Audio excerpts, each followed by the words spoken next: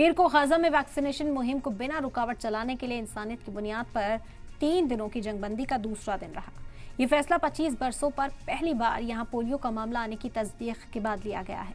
फिलिस्तीनी पनाह गुज़ीन के लिए बनी यूएन एजेंसी UNRWA ने कहा कि जंग में मुतासिर इलाके में 2.4 मिलियन की आबादी में 6 लाख से ज्यादा बच्चों तक पहुंचाना एक बड़ा चैलेंज है। हालांकि इस छोटी सी जंगबंदी पर भी इजराइल पर कोई असर पड़ता नजर नहीं आ रहा। ना तो वो मेडिकल बुनियाद पर ना ही इंसान की बुनियाद पर अपने जुल्म की कोई कमी करना चाहता है।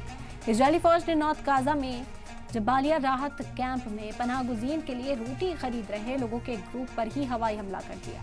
गाजा के अफसरान के मुताबिक कम से कम 5 लोग मारे गए जबकि कई दीगर जख्मी हुए।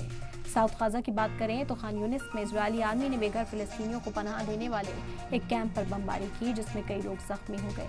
हमले के बाद कई लोगों से लापता होने की भी खबर सामने आई। इस बीच कब्जे वाले वेस्ट बैंक पर इजराइल का ऑपरेशन 7वें दिन में दाखिल हो गया है जिसमें तुलकरेम शहर पर छापा मारा गया। बुलडोजर के साथ आर्मी दस्ते शहर राहत कैंप में घुस गए और शहर के चारों तरफ घेराबंदी कर दी। अस्पताल पिछले हफ्ते से इस इलाके में कम से कम 30 फिलिस्तीनी मारे जा चुके हैं। तो छोटी जंगबंदी की बात जरूर की गई थी। आपको बता दें कि WHO की ओर से तशवीश का इजहार किया गया था।